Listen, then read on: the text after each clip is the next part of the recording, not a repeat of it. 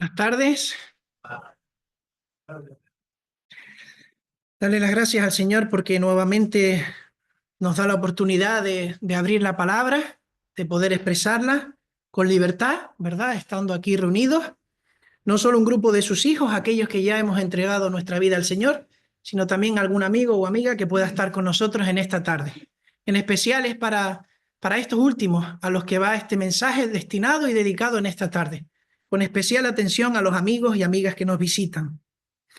Pues si hemos estado atentos a la lectura que nos ha hecho el hermano Andrés, seguramente muchos conocemos ya esta historia. De hecho, desde la escuela dominical, cuando somos pequeñitos, y gracias a Dios hemos tenido la fortuna de haberla escuchado a esta edad, pues hemos recibido lecciones muy claras acerca de nuestra vida, tomando a Naamán como una ilustración a este hombre.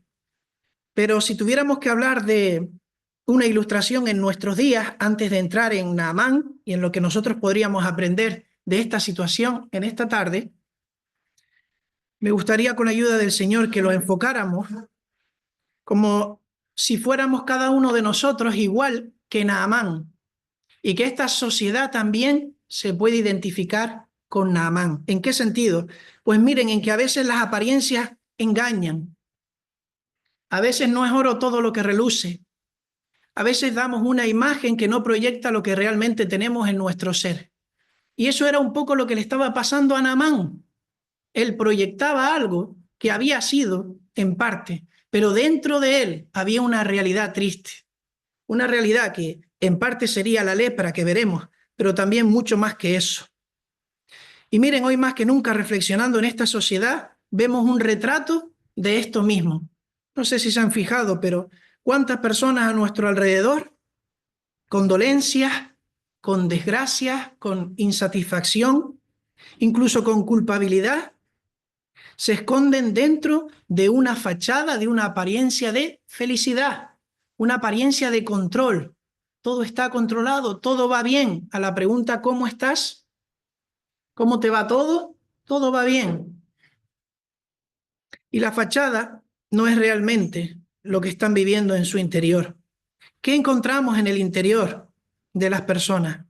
Pues miren, muchas veces esas dolencias, esas desgracias, esas insatisfacciones, esa culpabilidad, se intenta esconder bajo una fachada de felicidad, de plenitud, de honor y de cosas bondadosas y buenas que no son reales en nuestro ser. Y miren, hubo un hombre, como hemos leído por un tiempo, que estuvo marcado por la grandeza, que estuvo marcado porque todos lo señalaban y todos hablaban de Naamán como un ejemplo a seguir. Pero este hombre se iba deteriorando lentamente. Este hombre que era admirado por todos, era odiado por él mismo. Qué contraste, ¿verdad? Este hombre al cual todos admiraban, cuando él se miraba en el espejo, y permítanme esa expresión, sabemos que no habían espejos como tal, pero quizás el reflejo de un río, de los que hablaremos ahora, pues igual no se veía de la misma manera. Y hay una diferencia importante entre lo que los demás digan de nosotros y lo que nosotros decimos de nosotros mismos. Y es que nosotros, cuando nos miramos delante del espejo, nos vemos como somos, aunque intentemos no ver todo lo que somos. Y Naamán veía todo lo que era, y físicamente también. Hay una frase que dice: todo hombre y mujer tiene algo dentro que lo mancha, tiene algo dentro que lo empequeñece, algo que disminuye cualquier grandeza que crea que puede tener, algo que humedece sus ojos, que avergüenza su ser y limita su alegría. Y creo que es un reflejo de todos nosotros en algún momento de nuestra vida. Así era Naamán, así era el protagonista de nuestra historia. Aunque él, si bien no era consciente de todo esto en el principio de la historia, pero él se daría cuenta más adelante. Pues me gustaría dividir lo que hemos leído, ¿verdad? Estos 16 versículos en 6 puntos que vamos a ir nombrando a medida que vayamos avanzando. El primer punto será hablar sobre Naamán. Ya hemos visto un poquito algunas pinceladas, su contexto y el contraste en su persona, su gloria y su desgracia, Naamán.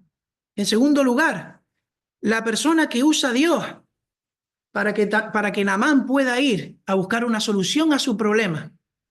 En tercer lugar, un corazón duro en respuesta al mensaje de pureza. En cuarto lugar, las personas que Dios sigue usando, porque si bien usó una persona al principio, si estuvimos atentos al mensaje, va a usar a más personas. Las personas que Dios sigue usando. En quinto y penúltimo lugar, obedecer al mandato de Dios si queremos ser purificados.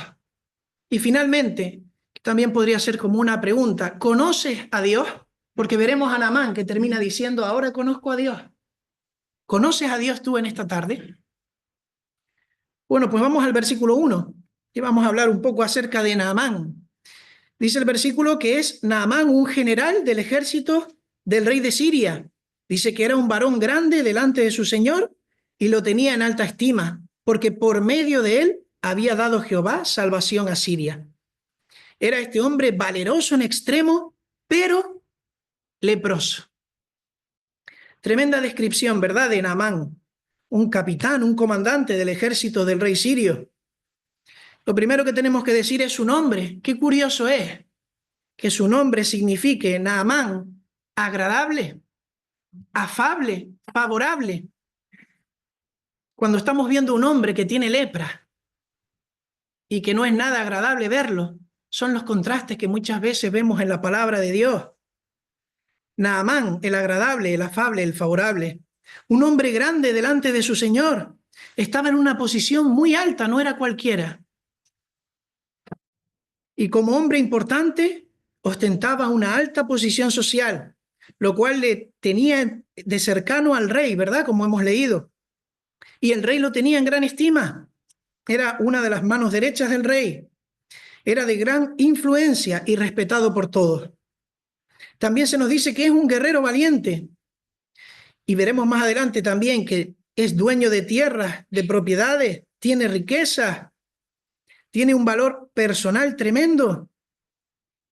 Era un hombre que nosotros podríamos decir, yo quiero ser como Naamán. Pero miren, el versículo termina diciendo, después de una coma, pero era leproso. Tenía una enfermedad y bastante grave. También nos dice el versículo que Dios había dado salvación por medio de él a Siria. ¿Cómo es posible si Naamán no es del pueblo de Israel? Pues aquí vemos que Dios no solo basa su obra directa a través del pueblo, sino que sus propósitos se cumplen incluso con aquellos que no son del pueblo de Dios, porque Dios cumple todos sus propósitos. Y en este caso, usó a Naamán para este propósito. Y miren, también vemos una diferencia, porque los leprosos en el pueblo de Israel no podían acercarse. Seguramente lo habremos leído allí en Levíticos. La norma para los leprosos no podían estar cerca. Pero aquí vemos a un Naamán que está cerca del rey todavía con esa lepra. Hay algunas teorías que afirman que no era una lepra, muy grave, sino algún tipo de lepra que no contaminaba tanto, pero no dejaba de ser lepra, no dejaban de salirle llagas que supuraban. Y esto hacía que fuera incómodo y doloroso. Un alto mando con esa mancha. Así que en el Antiguo Testamento vemos que estas enfermedades, varias, se clasificaban como lepra. Y Naamán tenía una de ellas, no nos especifica el texto cuál, pero tenía lepra. Vamos a hablar ahora de esa persona que entra en escena, que parece que no es alguien importante, como pasa en nuestra vida. De repente alguien aparece en el escenario que tenemos a nuestro alrededor, no sé, un vecino, un compañero o compañera del trabajo, y nosotros somos Naamán, no perdamos el enfoque, tenemos un problema grave, pero alguien viene a nuestro lado y nos va a dar a lo mejor una solución. Versículo 2, y de Siria habían salido bandas armadas y habían llevado cautiva de la tierra de Israel a una muchacha, la cual servía a la mujer de Naamán. Esta dijo a su señora, si rogase mi señor al profeta que está en Samaria, él lo sanaría de su lepra. Así que la persona que Dios usa, en este caso, es una simple doncella, una simple muchacha que busca el bien de su amo. Entra en escena este personaje. Y esta doncella, tenemos que recordar que es cautiva. Ella no está por voluntad propia allí. Ella no está allí porque quisiera ser cautiva. Los sirios habían tomado cautiva en una de sus campañas militares a esta muchacha, en una de sus incursiones, muchas veces a modo de rapiña, para saquear, para robar.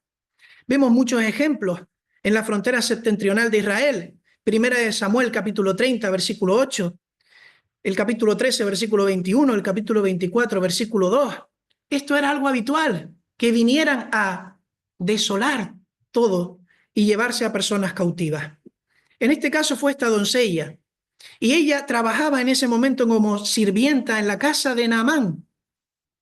Servía a Naamán, aquel general del ejército del rey de Siria. Y miren, sabiendo que este hombre era leproso, la joven sugiere, por medio de su esposa, a la cual le habla, que visite al profeta Eliseo que está en Samaria y que él le podría sanar. Y la verdad que me chocaba. ¿Cómo es posible que en esta situación esta chica dijera esas palabras y buscara el amor desinteresado hacia un hombre que la tenía cautiva? ¿Cómo es posible esa clase de amor? Esta muchacha ilustra cómo una persona sin importancia a los ojos del mundo, estando en el lugar clave, siendo leal a Dios, puede ser la llave a los problemas que puedas tener hoy. Yo no sé si hoy estás aquí porque alguien te ha invitado. Yo no sé si estás aquí porque alguien te ha dicho que vengas, pero igual es esta muchacha la que te está llamando para solventar tus problemas y diciendo que tienes que ir a Dios. Esta joven, que seguramente podría ser, pues, incluso desde una niña hasta una adolescente, por el contexto, tenía un valor tremendo. Era lo que conocemos como una buena sirvienta. ¿Y qué implicaba esto? Pues miren que deseaba la salud y el bienestar de su amo, sabiendo que era una sirvienta por la fuerza. ¿Y qué ejemplo de amor desinteresado? Quizás un servidor hubiese pensado de otra manera y decía en mi mente y en mi corazón, si yo tuviese un amo de estas características, igual deseaba que la lepra fuera más deprisa y que acabara con su vida y me vengara de esta situación injusta. Pero aquella muchacha que creía en Dios y en el profeta que hablaba en nombre de Dios, buscaba la salvación de su amo, siendo su enemigo. Los hijos e hijas de Dios pueden ser una bendición para las familias donde están, en el lugar donde Dios los ha puesto. Así que, querido amigo, si estás aquí porque alguien te ha invitado, aprecia mucho a esa persona que te ha invitado, porque busca lo mejor para ti. Vamos a seguir, versículos 4 y 7. Entrando Naamán a su señor, le relató diciendo, así y así ha dicho una muchacha, que es de la tierra de Israel. Y le dijo el rey de Siria, anda, ve, y yo enviaré cartas al rey de Israel. Salió pues él llevando consigo 10 talentos de plata y 6.000 piezas de oro y 10 mudas de vestidos. Tomó también cartas para el rey de Israel que decían así, cuando llegue a ti estas cartas, sabe por ellas que yo envío a ti mi siervo Naamán para que lo sanes de su lepra. Luego que el rey de Israel leyó las cartas, rasgó sus vestidos y dijo, ¿soy yo Dios que mate y dé vida para que éste envíe a mí a que sane un hombre de su lepra? Considerad ahora y ved cómo busca ocasión contra mí. Y miren, el texto aquí parece que se complica, entran varios personajes de golpe, porque estamos hablando, en el punto anterior, que una muchacha ha hablado con la esposa de su dueño, o aquella que sirve, la esposa de Naamán, y le ha dicho, yo conozco a un profeta en Samaria que puede salvar a tu marido. Y de repente, acto seguido, estamos delante de un rey. Y es que Naamán va al rey y le pide permiso. Y el rey le va a decir que sí, y que va a mandar una carta al rey de Israel, de donde procede este profeta, de Samaria. Recuerden que estamos hablando de los tiempos de Israel, del reino dividido, el reino del norte y el reino del sur. Pues en Israel, en Samaria, estaba Eliseo. Y el rey en esa época es Joram. Y Joram es el que va a recibir esa carta del rey de Asiria. Y saben una cosa que es un detalle importante. ¿Por qué rasga sus vestidos? ¿Y por qué se toma la carta de esa manera? Porque la carta no menciona que haya un profeta que se llama Eliseo que tiene que salvar o que debería salvar a Naamán. Y cuando recibe esa carta, Joram dice, ¿cómo voy yo a salvar a este hombre? ¿Qué me está pidiendo el rey de Asiria? Es imposible. ¿Tendrá un interés oculto? ¿Querrá declararme la guerra? ¿Tendrá una intención oculta detrás de esto? Porque yo no puedo salvarlo. Y entonces dice que rompe sus vestidos y que algo le está ocultando.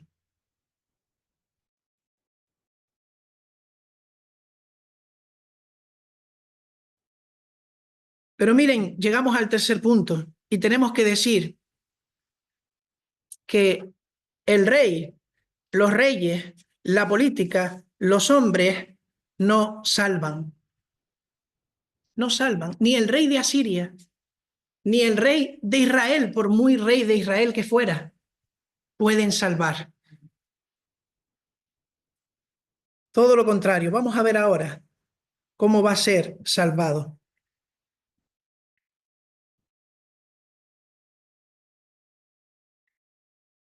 Después de hacer la aclaración sobre por qué el rey responde de esta manera,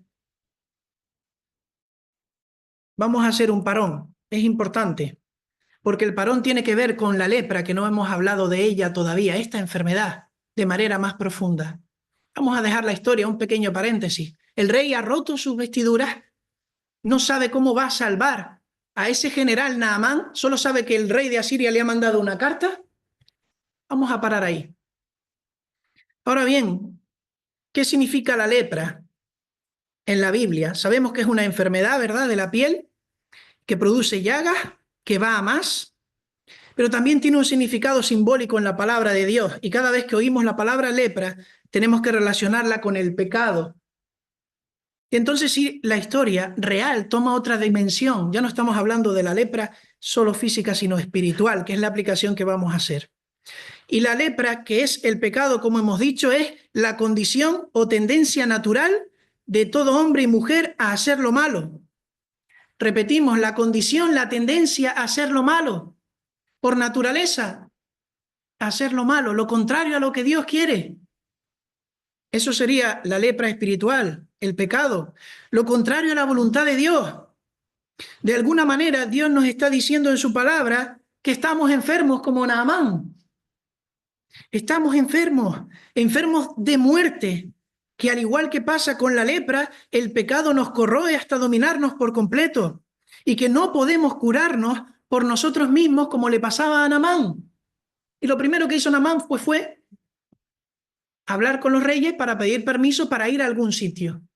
Pero tenemos que aclarar que los reyes y nada de este mundo, por muy poderoso que sea o milagroso, nos salva de la lepra espiritual, del pecado que mora en cada uno de nosotros. ¿Cómo dice la Biblia acerca del pecado? ¿Cómo la describe?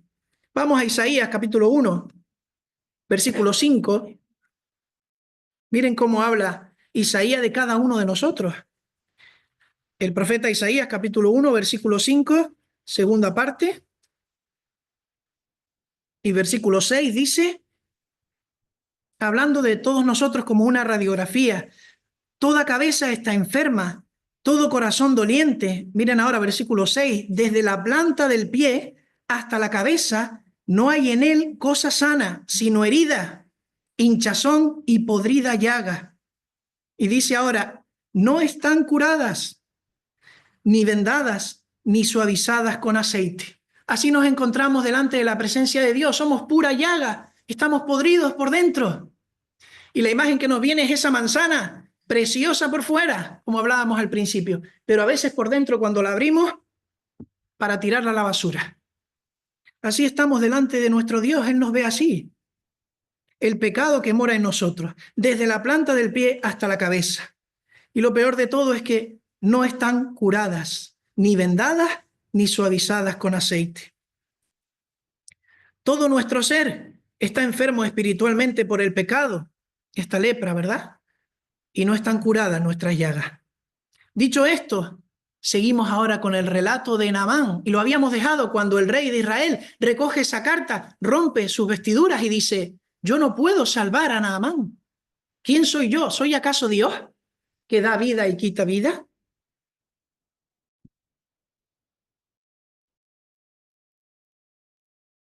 Así que entendemos a Joram, ¿verdad? El rey de Israel. ¿Con qué propósito un rey te manda una carta si tú no puedes sanar a nadie? Pero luego veremos que tenía muy corta la visión, Joram, porque realmente, siendo él parte del pueblo de Israel, tendría que haber pensado de otra manera, quizás como pensó aquella muchacha. Y nos sorprende cómo enseguida pensó en intereses ocultos, guerras, conflictos, cuando en casa tenía a Dios por medio de los profetas. Vamos al versículo 8 de nuestro texto, al versículo 12. Segunda de Reyes, capítulo 5, versículos del 8 al 12. ¿Cómo continúa nuestra historia? Cuando Eliseo, el varón de Dios, oyó que el rey de Israel había rasgado sus vestidos, envió a decir al rey: ¿por qué has rasgado tus vestidos? Venga ahora a mí y sabrá que hay profeta en Israel. Y vino Naamán con sus caballos y con su carro, y se paró a las puertas de la casa de Eliseo. Entonces Eliseo le envió un mensajero diciendo: ve y lávate 7 veces en el Jordán, y tu carne se te restaurará y serás limpio. Versículo 11. Y Naamán se fue enojado diciendo: he aquí, yo decía para mí, saldrá él luego y estando en pie, invocará el nombre de Jehová su Dios, y alzará su mano y tocará el lugar y sanará la lepra. Habana y Farfar, ríos de Damasco, ¿no son mejores que todas las aguas de Israel? Si me lavare en ellos, ¿no seré también limpio? Y se volvió y se fue enojado. Han pasado varias cosas en estos versículos. Recordemos que este punto sería el punto 3 que hablábamos antes: un corazón duro en respuesta al mensaje de pureza. Pero tenemos que empezar diciendo que Eliseo escucha ese mensaje, el profeta, y entonces se dirige él al rey. Y de alguna manera le está diciendo: pero yo estoy aquí, ¿por qué te has rasgado tus vestidos? ¿Por qué no has pensado que Dios está con nosotros? Tan lejos vives. Dios está aquí y yo estoy haciendo lo que Él me pide. Qué contraste con aquella muchacha que cuando vio que su amo tenía lepra, estando cautiva, pensó en Eliseo y Dios utilizando a Eliseo. Y este rey se asustó y dijo: quiere la guerra. Así que Eliseo se entera de las palabras del rey y pide que Naamán le sea remitido. Y es que en el palacio, como hemos dicho, nadie tenía el poder de salvar a Naamán. No había nadie que pudiera salvar a Naamán. Vivían en completa idolatría, haciendo lo que querían, sirviendo a otros dioses. Así que nadie tenía el poder para limpiar y purificar a aquel hombre. Y ahora nos ve, según el texto, un contraste, que es que no ven, Eliseo no va a ver a Naamán directamente. Y ustedes dirán: bueno, puede ser un criado, puede ser por medio de una carta, pero aquí tenemos que entender que Naamán no era cualquier persona. Naamán era un general y él estaba acostumbrado a que la gente a su alrededor lo tratara de otra manera.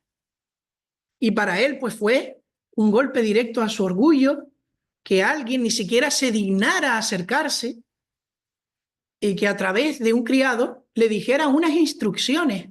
Ni siquiera se presentó.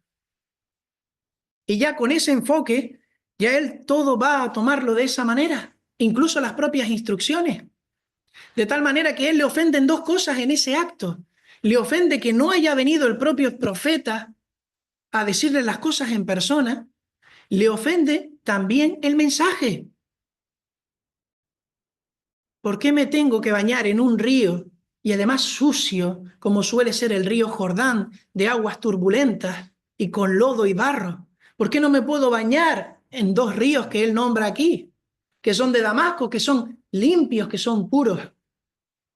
Eso es lo que pensaba Naamán. ¿Por qué tengo que hacer lo que me dice? ¿Por qué no sale y me pone las manos? y veo el poder de Dios.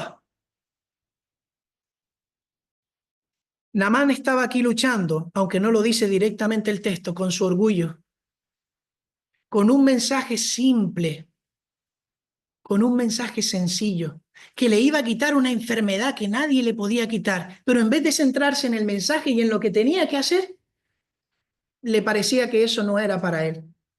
Así que el orgullo estaba ahí batallando. Aquel hombre, aquel general, tenía que bajarse, como diría un autor, tenía que bajarse del caballo, tenía que bajarse de donde estaba para que la palabra penetrara. Aquel que había llegado, dice el texto, con sus caballos y su carro, que se paró delante, se le estaba pidiendo que se metiera en un río sucio para quedar limpio. Enojado, dice el versículo 11, enojado. Yo pensé, he aquí, yo pensé, él vendrá a mí, se detendrá, invocará el nombre de Jehová. Algo pasará maravilloso para que yo sea limpio. Y en esta tarde, querido amigo, no esperes fuegos artificiales cuando entregues tu corazón al Señor, que es lo que esperamos. Porque no va a pasar nada milagroso, no va a caer un rayo, sino que tan pronto el Espíritu Santo entre a tu corazón, pasarás a ser ciudadano de los cielos, después de haberte arrepentido como Naamán, después de haber bajado, después de haber dejado en los suelos el orgullo. Eso es lo que va a pasar. Pero tenemos que pasar por donde pasó Naamán. Y miren, Naamán se fue. Naamán no quiso entrar. Dijo, esto no es para mí, esto es para otros. Quizás se han confundido, yo soy Naamán, yo no soy un cualquiera. Este es el trato para otra persona. Su rango político quizás lo tenía ciego. Así que estas dos cosas habían enfadado a Naamán. ¡Qué falta de protocolo! Esto no puede ser verdad. ¡Qué recibimiento! Un funcionario.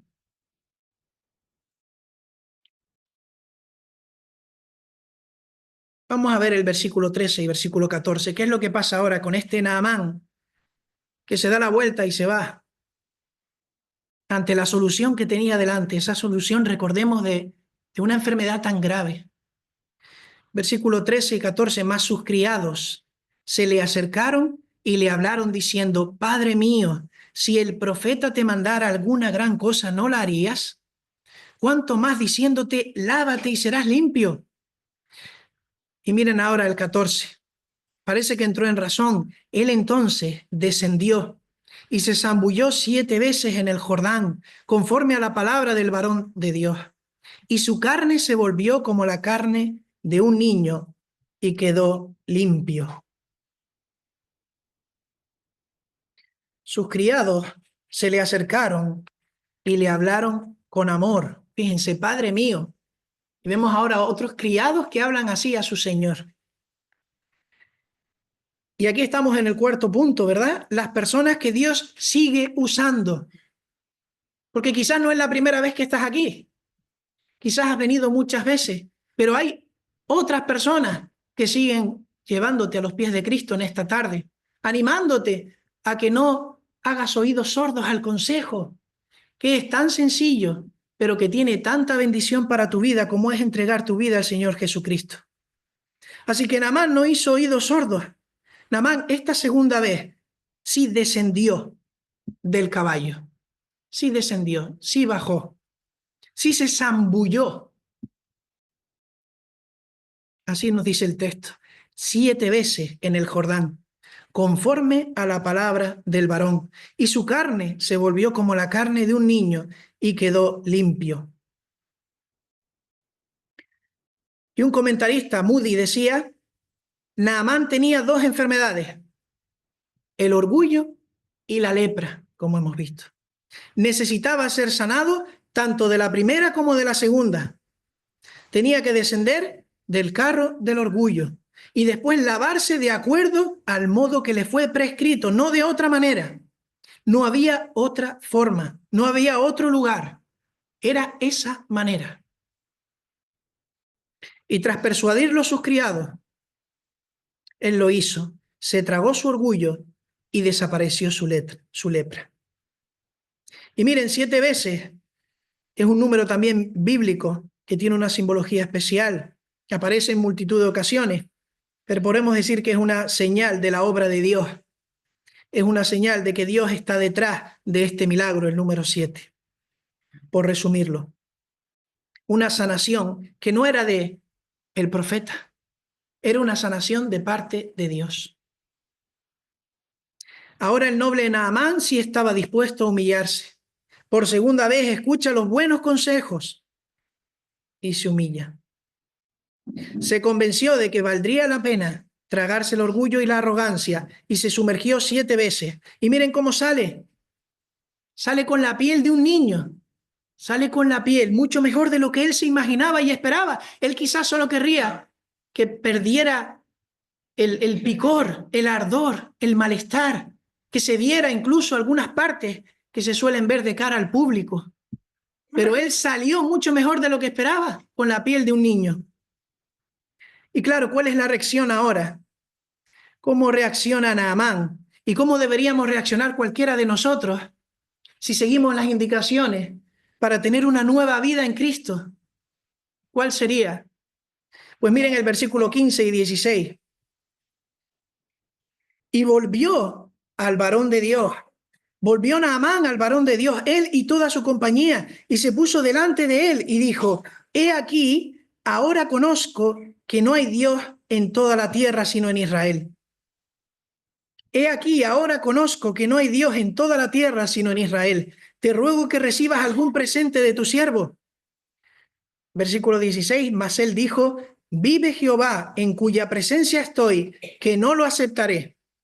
Y le instaba a que aceptara alguna cosa, pero él no quiso.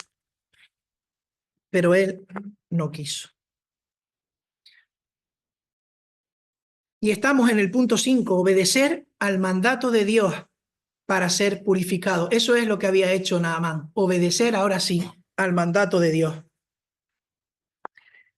Después de haber sido sanado, regresa con toda su compañía y dijo, he aquí, ahora conozco que no hay Dios en toda la tierra.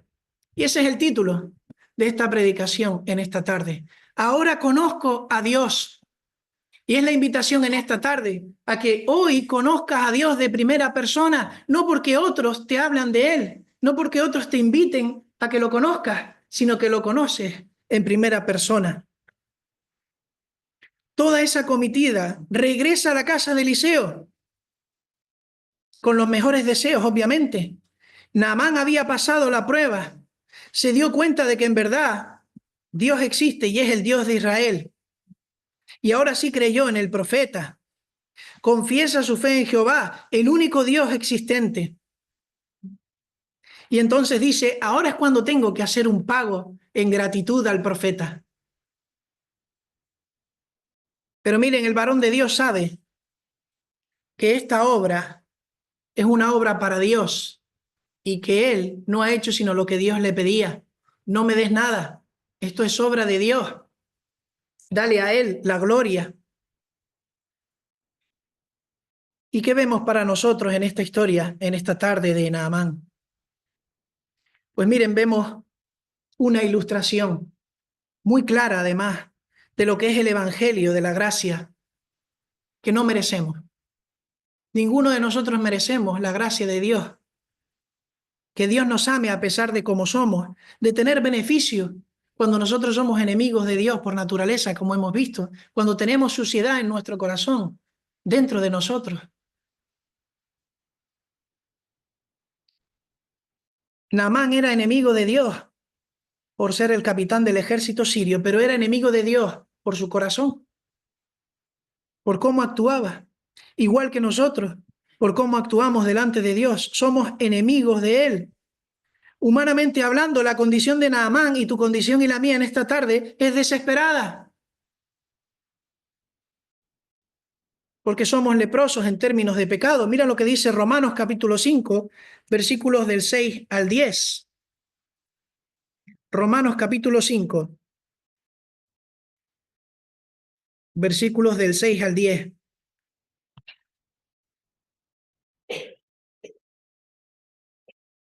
Porque Cristo, cuando aún éramos débiles, a su tiempo murió por los impíos, nosotros los impíos.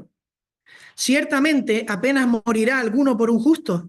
Con todo pudiera ser que alguno osara morir por el bueno, mas Dios muestra su amor para con nosotros en que siendo aún pecadores, Cristo murió por nosotros. Pues mucho más estando ya justificados en su sangre, por él seremos salvos de la ira. Porque si siendo enemigos fuimos reconciliados con Dios por la muerte de su Hijo, mucho más, estando reconciliados, seremos salvos por su vida. Dios muestra su amor para con nosotros, siendo nosotros pecadores. Él nos ha amado. Siendo gentil, extranjero, como Naamán, ajeno a los pactos, a las promesas de Dios, no teniendo ningún derecho. Efesios capítulo 2, versículos 11 y 12.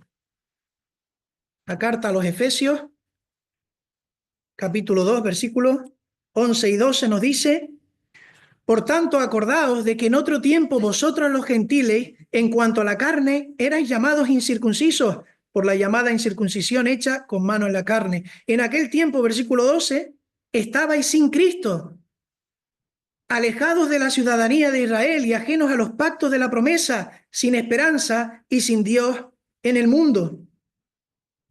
Versículo 13 también, pero ahora en Cristo Jesús, vosotros que en otro tiempo estabais lejos, habéis sido hechos cercanos por la sangre de Cristo.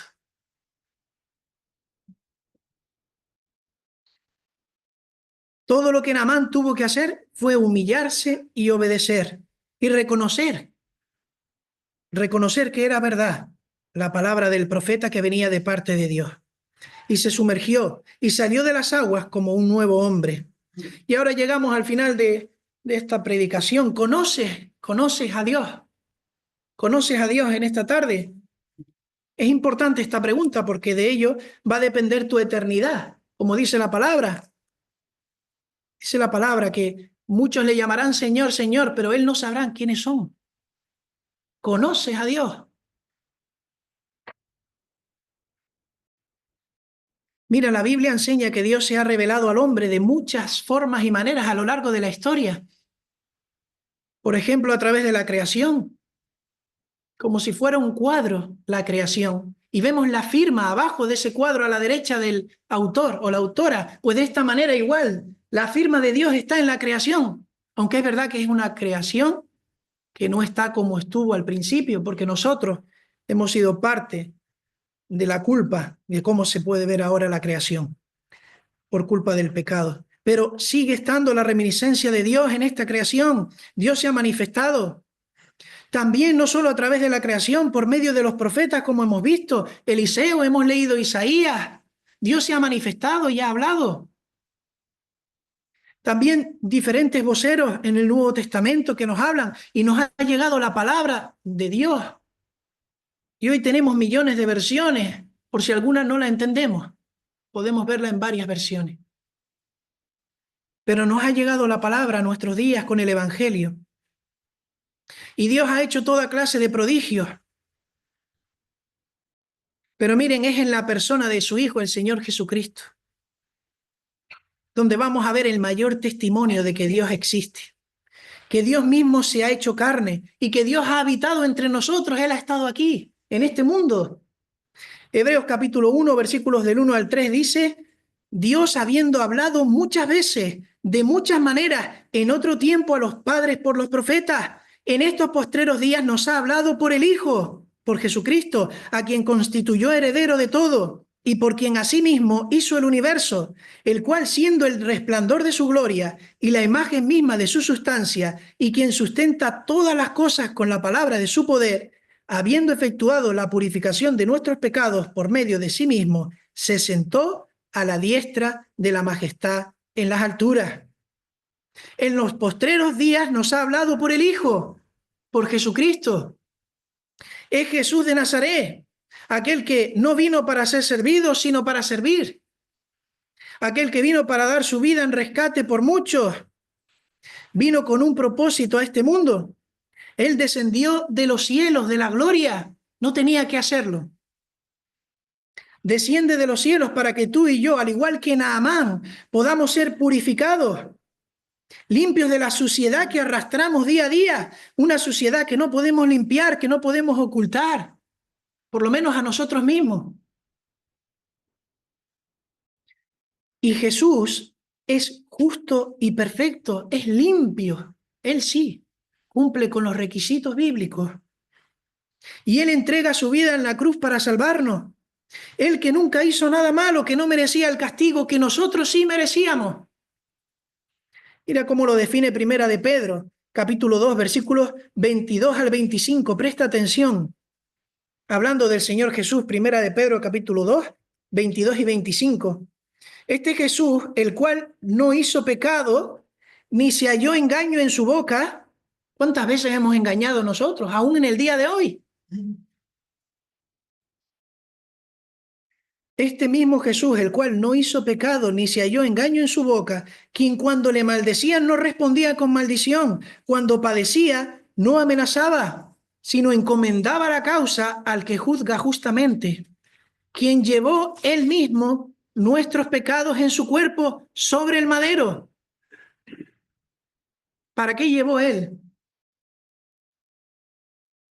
sobre su cuerpo esta carga y estos pecados nuestros? ¿Para qué lo llevó? El versículo también lo dice, versículo 24, para que nosotros, estando muertos a los pecados, porque delante de Dios tenemos esa lepra espiritual que nos aleja de Dios por la eternidad, para que nosotros, estando muertos a los pecados, vivamos a la justicia, y por cuya herida fuisteis sanados. En la herida del Señor Jesús, como Cordero Santo, perfecto, pagando el precio nuestro, fuimos nosotros sanados en su herida. Y decíamos en Isaías que teníamos nuestras llagas desde los pies hasta la cabeza, sin ser vendadas, ni sanadas, ni curadas. Pero ya Cristo nos curó. Pero claro, ¿a quién curó Cristo? A todas las personas.